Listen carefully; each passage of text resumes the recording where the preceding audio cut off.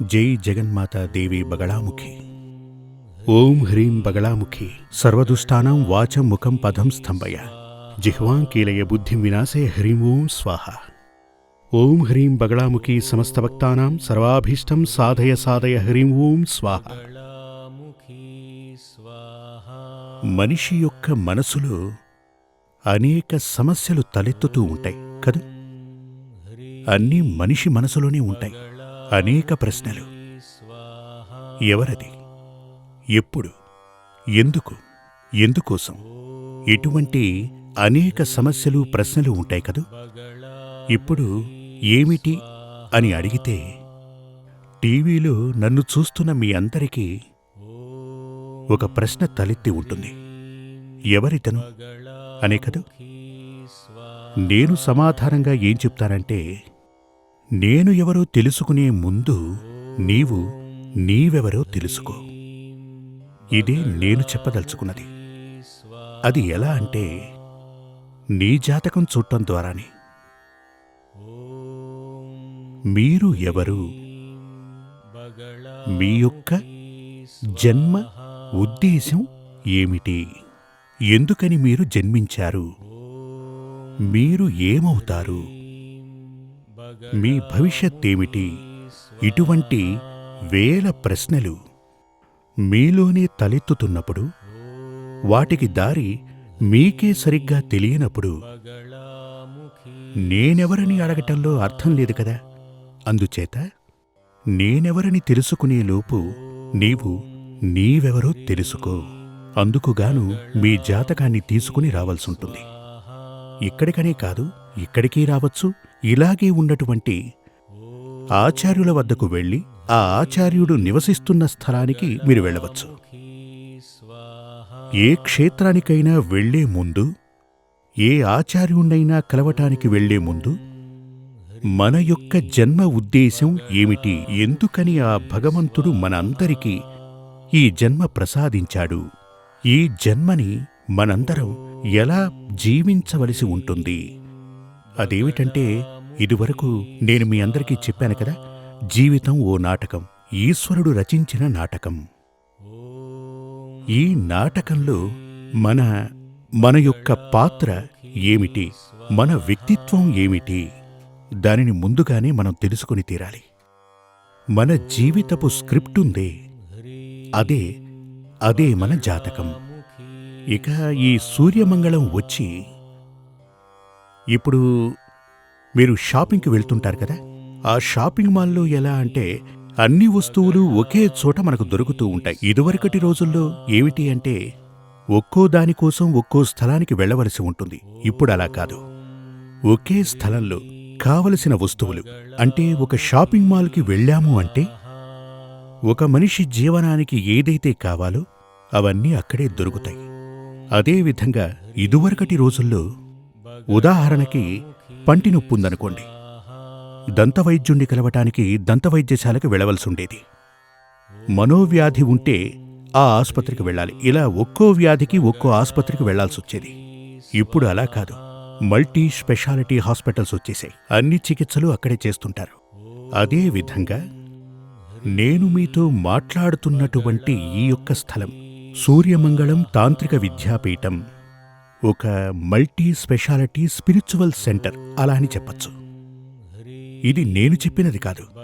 ఇక్కడికి వచ్చి ఒక మహానుభావుడు చెప్పినటువంటిదే. ఇది ఒక మల్టీ స్పెషాలిటీ స్పిరిచువల్ సెంటర్ అని. ఇక్కడ ఏమేమి జరుగుతూ ఉంటాయని వివరంగా చెప్తాను. మీరు మీ యొక్క జాతకాన్ని చూపించుకోవచ్చు. అవసరమైతే ప్రశ్నని వేయవచ్చు. అది కుటుంబ ప్రశ్న, అష్టమంగళ ప్రశ్న, దైవ ప్రశ్న, ఇలా శాస్త్ర విధానుసారం అవసరమనిపిస్తే అవన్నీ ఇక్కడ మీకు చూడటం జరుగుతుంది. అదేవిధంగా జాతకంలో మాంగళ్య దోషం ఉంటే దానికిక్కడ స్వయంవర హోమం చేసుకోవచ్చు. ఆ స్వయంవర హోమం ఇక్కడ మహాదేవుడు పార్వతీదేవి ముందు ఆ స్వయంవర హోమం చేయబడుతుంది. అది 41 రోజులు. ఈ స్వయంవర హోమం ఏమిటంటే, ఓం క్లీం యోగిని యోగిని యోగేశ్వరి యోగేశ్వరి యోగ భయంకరి సకల స్థావర జంగమస్య ముఖహృదయం. అటు తర్వాత పేరు నక్షత్రాన్ని జోడించి మేవశం ఆకర్ష ఆకర్ష స్వాహ. ఇదే స్వయంవర మంత్రం. ఈ మంత్రాన్ని జపిస్తూ ఇప్ప పువ్వు అనొకటుంటుంది. ఆ ఇప్ప పువ్వుని తేనెలో ముంచి ఈ హోమాన్ని చెయ్యాలి. ఇది కొన్ని దోషాలకు. మరికొన్ని దోషాలకు వచ్చి దదిలాజ హోమం. అదేమిటంటే వెన్న. మీ అందరికీ తెలుసు కదా, ఆ వెన్నని పెరుగుతో కలిపి ఈ హోమాన్ని చేయవలసి ఉంటుంది. మరికొన్ని దోషాలకు గుండుమల్లి అంటే మల్లెపువ్వు. దానిని తేనెలో ముంచి హోమం చేయవలసి ఉంటుంది. ఇలా పలు రకాలుగా జాతకంలో ఉన్నటువంటి మొత్తంగా మాంగళ్య దోషాన్ని అది ఏ స్థాయిలో ఉందో, ఎంత ప్రమాదకరంగా ఉందో దానిని గమనించి దానికి సరిపడే పరిహారం. మంత్రం ఒకటే, స్థాయి మారుతున్న కొద్దీ మంత్రం మారుతుంది. ఇక అదేవిధంగా స్వయంవర హోమాన్ని యథావిధిగా శాస్త్రానుసారం మీరిక్కడ చేసుకోవచ్చు. అటు తరువాత వేర్పాటు హోమం. ఈ హోమం ఎందుకు అంటే, మీ యొక్క అబ్బాయో లేక అమ్మాయో వేరెవర్నో ఇష్టపడ్డారు అనుకోండి, ప్రేమించుకున్నారు. కానీ వివాహం తర్వాత వారికి కలిసుండే యోగం లేదు, విడిపోయే అవకాశముంది. దానర్థం ఏమిటంటే, వారి జాతకంలో పునర్వివాహ యోగం గనక ఉంటే వారు విడిపోతారు. అలా గనక ఉంటే ఆ వివాహం జరగకుండా మనం ఆపాల్సుంటుంది. ఒక వివాహం జరిగి వారు విడిపోయారంటే తప్పకుండా వారి జీవితంలో మరో వివాహంతో సంతోషంగా ఉండే అవకాశం లేదుగా. అందుచేత మనం పునర్వివాహ యోగం కలిగిన జాతకాలకు ఒక వ్యక్తిని ఇష్టపడి పెళ్లి చేసుకుని జీవితాంతం అలాగే ఉండగలిగితే వారిని మనం వదిలేయచ్చు. అందులో ఎలాంటి తప్పు లేదు. కాకపోతే వివాహమయ్యాక దోషాలు కనబడుతున్నాయి అంటే, లేక ఆ వ్యక్తే కావాలని మీ అబ్బాయో అమ్మాయో మీ దగ్గర మంకుపట్టు పడితే గనక వారిని విడదీయటానికి, ఆ దోషం రాకుండా విడదీయటానికి వేర్పాటు హోమం చేయవచ్చు. అది కూడా ఇక్కడ జరుగుతూ ఉంటుంది. అటు తరువాత విద్వేషణ హోమం. విద్వేషణ హోమం ఎందుకు అంటే, ఇదివరకే చెప్పాను కదా, ఆ యొక్క లవర్స్, ప్రేమికులు వివాహం గనక చేసుకుంటే వాళ్ళిద్దరి జీవితం నరకప్రాయమవుతుంది. దాంతో పెళ్ళయిన తర్వాత వారి మధ్య గొడవలు ప్రారంభమవుతాయి. అందుకు విద్వేషణ హోమం అది ఇక్కడ మీరు చేసుకోవచ్చు. అటు తరువాత సంతానవశ్యం. మీ పిల్లలు మీరు చెప్పినట్లు వింటం లేదు, మిమ్మల్ని ఎదిరించి మాట్లాడుతున్నారు. మీ అమ్మాయి అబ్బాయి మీ కంట్రోల్లో ఉండటం లేదు, మీరు చెప్పినా వినరు, మీకు మర్యాదెవరు. అలా గనక ఉంటే మీ పిల్లల్ని మీరు వశం చేసుకోవచ్చు. సంతానవశ్యం అదేం తప్పు కాదు, అది మీరిక్కడ చేసుకోవచ్చు. అటు తరువాత పరివశ్యం. ఉదాహరణకు మీ వారు మీతో ప్రేమానురాగాలతో ఉండటం లేదు, మీరు చాలా మంచివారు, అయినా కూడా మీ వారు మీతో ప్రేమగా అభిమానంగా ఉండటం లేదు. ఒకవేళ మీరు మగవారే అయితే మీ భార్య మీతో ప్రేమాభిమానాలతో ఉండటం లేదు. పతివశ్యం అలాగే కళత్రవశ్యం ఇక్కడ చేయవచ్చు. పతివశ్యం అంటే మీ వారిని వశం చేసుకోవటం. కళత్రవశ్యం అంటే భార్య. కళత్రం అంటే భార్య కదా, భార్యని వశం చేసుకోవచ్చు. అది కూడా ఇక్కడ చేసుకోవచ్చు. అటు తర్వాత కర్మవశం. కర్మవశం అనగా, కర్మవశం అంటే మీరందరూ అనుకుంటున్నట్టు కాదు, ఇప్పుడు మరణ పూజల్లాంటివి కాదు. కర్మ అంటే జ్యోతిష్యంలో వృత్తి అనే అర్థం. కొందరు రకరకాల వృత్తులు చేస్తూ ఉంటారు, ఏది కూడా అతనికి సెట్ అవ్వదు.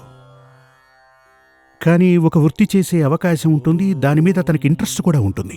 కానీ చాలా చేయటం వల్ల అవన్నీ చేజారిపోతుంటాయి, వెళ్ళిపోతూ ఉంటాయి. అలా గనక ఉంటే కర్మవశ్యం చేయించుకోవాల్సి ఉంటుంది. ఆ వృత్తి మన చేదాటి పోకూడదు.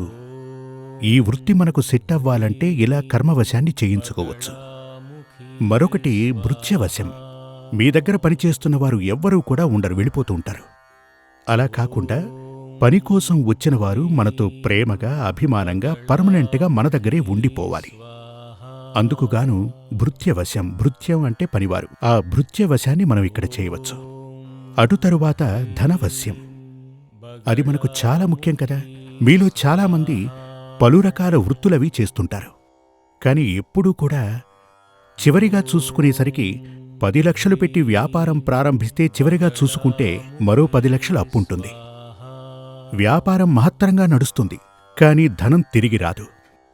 దానికి మీ జాతకంలో ఉన్న దోషమే కారణం. అంటే ఏంటంటే, కొందరికొచ్చి ధనం తనంతట తానుగా వస్తుంది, కొందరికి రాదు. దాన్ని మనం రప్పించుకోవాలి. దానికోసం ధనవశ్యం, అదే ధనవశ్య హోమం. దానిని కూడా మీరిక్కడ చేసుకోవచ్చు. శాశ్వతంగా మీ అందరికీ ధనప్రాప్తి కలగాలి అనుకుంటే గనక ధనవశ్య హోమం చేసుకోవచ్చు. ఒకవేళ మీకు జాతకరీత్యా అనారోగ్య సమస్య ఉందనుకోండి, ఎప్పుడూ అనారోగ్య సమస్యలు వస్తూ ఉంటాయి. అదేవిధంగా జాతకంలో కొన్ని ఆయుష్ సమస్యలు ఉన్నాయని, అపమృత్యు దోషాలు ఉన్నాయని చెప్తూ ఉంటారు.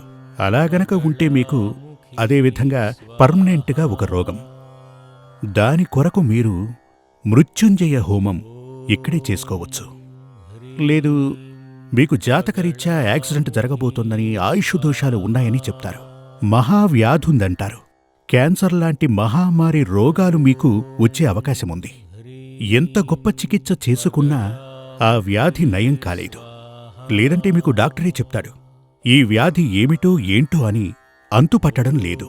అటువంటి అనేక రకాల దోషాలు తొలగిపోవటానికి మృత సంజీవనీ హోమం, అది ఇక్కడ చేసుకోవచ్చు. చూడండి, ఇటువంటి దోషాలన్నీ ఉండటానికి పూర్వజన్మ పాప ఫలాలే కారణం. పూర్వజన్మ పాపదోషాల పరిహారానికి ఒకే ఒక మార్గముంది, సహస్ర విరాజిత యాగం. ఆ సహస్ర విరాజిత యాగాన్ని మీరు ఇక్కడ చేసుకో. శత్రువులతో సంభవించే పలు రకాల విపత్తులు ఉంటాయి. ఇటువంటి దోషాల నుంచి పర్మనెంట్గా బయటకు రావటానికి బగళాముఖి యాగాన్ని చేయవచ్చు. ఈ విధంగా సకల దోషాల నుంచి విముక్తి పొందడానికి సకల యాగాలు ఇక్కడ చేయవచ్చు. అదేవిధంగా పితృశాంతి కోసం మీరు గోదానం చేయవచ్చు. అక్షయ పుణ్యసిద్ధి కోసం గోదానం చేయవచ్చు, అన్నదానము చేయవచ్చు. ఇదే విధంగా మన జీవితంలో ఉన్నటువంటి సకల దోషాలకు పరిహారం అంటే ఏంటంటే, ఆ దోషమేమిటి, ఆ దోషం మనకు ఉందా, ఈ విషయాలు తెలియాలంటే మన జాతకాన్ని చూడాలి. ఆ జాతకాన్ని చూసి మీకున్న దోషాలన్నింటికీ ఒకే స్థలంలో మీకు పరిహారాలు దొరుకుతాయి. ఇక్కడ తాంత్రిక విధానుసారమే పూజలు నిర్వహిస్తుంటాం. తాంత్రికం అనగానే భయపడాల్సిన అవసరం లేదు. తాంత్రికమంటే గురువాయూర్లో, అంటే ఏంటంటే కేరళలో ఉన్నటువంటి మహాక్షేత్రాలలో శబరిమల అయ్యప్ప క్షేత్రం, గురువాయూరు క్షేత్రం, ఇలాంటి క్షేత్రాలన్నింటిలోనూ నిత్యపూజలు చేసేది తాంత్రిక విధానుసారమే. దానికి భయపడాల్సిన పనిలేదు. తాంత్రికమంటే క్షుద్రపూజలు కానే కాదు. అటువంటివి ఉన్నప్పుడు వాటి నుంచి బయటపడాలంటే తాంత్రిక పూజే మార్గం. తాంత్రిక విద్యని పఠించిన ఆచార్యుణ్ణి తంత్రి అని పిలుస్తారు. మీరు వినే ఉంటారుగా, శబరిమల తంత్రి, గురువాయూర్ తంత్రి. అలా అనంటే వారు క్షుద్రోపాసకులని అర్థం కాదు. పూజా విధానాలను అవపోసన పట్టిన ఘటికులు అనే అర్థం. ఇప్పుడు అదే విధంగా మంచి విద్యాభ్యాసం ఉన్నటువంటి, ఎడ్యుకేటెడ్ అయినటువంటి అటువంటి వారు వేదశాస్త్రాలు, జ్యోతిష్యం, తాంత్రిక విధి విధానాలు ఇటువంటివన్నీ చదివి ఇక్కడ ఇలా పూజలు నిర్వహిస్తూ ఉంటారు. మీరు దూర ప్రాంతం నుంచి ఇక్కడికి రావాలనుకుంటే మీరిక్కడుండొచ్చు. ఇక్కడ ఉండి జాతకం చూసి పరిహారాలు అవసరమనుకుంటే చేసుకోవచ్చు. అందుకు కావలసిన వసతులు ఇక్కడ ఉన్నాయి.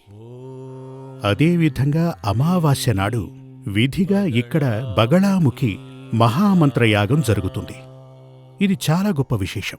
మన జాతకంలో ఉన్న సకల దోషాల పరిహారానికి బగళాముఖి మహామంత్రయాగం చాలా విశేషం. పౌర్ణమి నాడు బగళాముఖి సర్వాభీష్ట సిద్ధిమంత్రయాగం జరుగుతుంది. అదేమిటంటే అమావాస్య తర్వాత అంటే, ఇప్పుడు మీకు ఉదాహరణ చెప్తాను. ఒక చేను అంటే తెలుసు కదా, పంట పొలం. ఆ పంట పొలంలో నారు, దాన్నేమంటారు, మొలక. అంటే విత్తనాలు మొలకెత్తున్నాయి, పువ్వులు రాబోతున్నాయి. అంతకుముందు అక్కడంతా కలుపు మొక్కలున్నాయి. ఈ కలుపు మొక్కల్ని పీకేస్తే ఏమవుతుంది, పంట బాగా ఏపుగా పెరుగుతుంది కదా, అప్పుడు ఫలసాయం బాగా దక్కుతుంది. దీనిని అమావాస యాగం అంటారు. అంటే మన దోషాలు తొలగించున్నది. మరొకటి, ఆ కలుపు మొక్కల్ని తీసేసిన పంటకి ఇంకొంచెం నీరు పోస్తే ఏమవుతుంది, ఆ పంట నుంచి మనకు లభించే ఫలసాయం ఏదైతే ఉందో రెట్టింపుగా లభిస్తుంది కదా. అదేవిధంగా అలా చేసేదే పౌర్ణమి యాగం. వివరంగా చెప్పాలంటే అమావాస్య యాగం చేస్తే సకల దోషాలు తొలగిపోతాయి. పౌర్ణమి యాగం చేసినట్లయితే మనకు సకల యోగాలు సిద్ధిస్తాయి. సుఖము, సంతోషము, ధనప్రాప్తి ఇవన్నీ కూడా కలుగుతాయి. ఇలా ఉన్నటువంటి అన్ని రకాల పూజాది కర్మలను, పూజాది యాగాలను ఇక్కడ చేయవచ్చు. ఇప్పుడు నేను మీకు చెప్పినవన్నీ మీరు ఎక్కడైనా వింటం జరిగిందా? నిజమే కదా? అవును కదా? ఇవన్నీ నేను కనిపెట్టినవి కాదు. ఇవన్నీ వేదశాస్త్రాలలో ఉన్నవే. మన జీవితానికి ముఖ్యంగా కావలసినవి. తాంత్రిక విద్యను నేర్చుకున్న ఆచార్యవర్యులకు ఇదంతా తెలుసు. ముఖ్యంగా నంబూదరి వారికి బాగా తెలుసు. ఆదిశంకరుని కాలంలో ఉన్నటువంటి మహాగ్రంథాలలో శారదా తిలకం, మంత్రమహాదది ఇటువంటి మహాగ్రంథాలలో ఉన్నటువంటి పూజాది కర్మలే ఇవన్నీ కూడా. ఇటువంటి కర్మలే ఇక్కడ జరుగుతూ వస్తుంటాయి. ఇలాంటి పూజలు, యాగాలు ఇక్కడ నిర్వహించబడుతుంటాయి. కేవలం ఇవి మాత్రమే కాక నిత్య పూజలు. ఒక దేవుణ్ణి నిత్యం ఎలా పూజించాలి, ఎలా ఓ మంత్రాన్ని జపించాలి, ఒక హిందువు యొక్క ధర్మం ఏమిటి, ఏ విధంగా ఒక హిందువు జీవించాలి, ఎలా జీవిస్తే మనశ్శాంతి, సంతోషం అతనికి దక్కుతుంది, మనం మన పిల్లల్ని ఎలా పెంచాలి, ఇవన్నీ హిందూ వేదశాస్త్రం చెప్పినట్టుగా వేరే ఏ మతాలు చెప్పడం లేదు. క్రిస్టియానిటీ గురించి చెప్పటానికి వారందరికీ అనేక సంస్థలున్నాయి. ముస్లిములకు కూడా కొన్ని స్థలాలున్నాయి. కానీ మన హిందువులకు చెప్పటానికి ఎలాంటి స్థలం లేదనే చెప్పాలి. మీరు దీన్ని గనక నమ్మినట్లయితే పూజా విధానాలను పఠించవలసి ఉంటుంది. మీ పిల్లలందరికీ కూడా హిందూ శాస్త్రానుసారం ఎలా జీవించాలో నేర్పాల్సి ఉంటుంది. అలా గనక మీరు కోరుకుంటే ఇక్కడకు రండి. తప్పకుండా మీకు అలాంటి ఉపదేశం లభిస్తుంది. ఓం హ్రీం బగళాముఖి సర్వదుష్టానాం వాచం ముఖం పదం స్తంభయ జిహ్వాం కీలయ బుద్ధిం వినాశయ హ్రీం ఓం స్వాహ. ఈ మంత్రం ద్వారా మనకు మన జీవితంలో ఉన్నటువంటి సకల శత్రువులను, శత్రువులంటే కేవలం మనుషులనే అర్థం కాదు. మీరు పడుకున్నప్పుడు ఒక దోమ మిమ్మల్ని కుడుతుంది, అది శత్రువే. ఇప్పుడు మద్రాసులో ఫ్లడ్స్ వచ్చాయి కదా, అది కూడా శత్రువే. ఆ వరుణ భగవానుడు మనకెంత కష్టం ఇచ్చాడు కదా. అదేవిధంగా తుఫాన్ వస్తుంది. ఇదే విధంగా ప్రకృతి నుంచి వస్తుంది, మనుషుల ద్వారా వస్తుంది, జంతువుల ద్వారా వస్తుంది, రోగాల ద్వారా వస్తుంది, దారిద్ర్య రూపేణా, రుణ రూపేణా వస్తుంది. ఇవన్నీ కూడా మనకు శత్రువులే. అంటే మనలోని సుఖం, సంతోషం, శాంతి, సమృద్ధి, వీటికి విఘ్నాన్ని కలిగించేది ఏదైనా మనకు శత్రువే. అటువంటి సకల శత్రువులను నివారించటానికి, స్తంభింపచేయటానికి, ముఖ్యంగా కోర్టు వ్యవహారాలలో విజయం సాధించడానికి, అలాగే సకల దోషాలను పరిపూర్ణంగా నివారించటానికి బగళాముఖి మంత్రానికన్నా, బగళాముఖి దేవి కన్నా శక్తివంతమైన దేవుడు కాని, మంత్రం కాని లేదు. దీనిని హిందూ వేదశాస్త్రం చెప్పింది.